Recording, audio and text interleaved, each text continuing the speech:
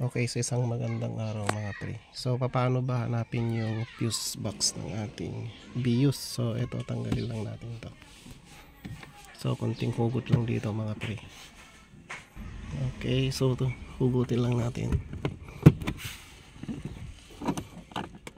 Yan. So, ganun kamay-kamay lang.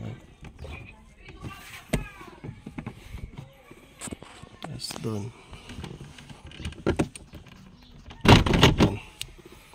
Ayan na. Okay, so tanggal na. So, nandun yung kanyang mga fuse.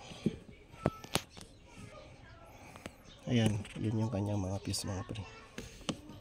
So, ayan siya.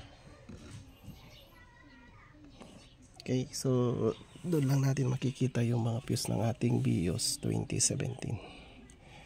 So, meron pa sa harap. Peace.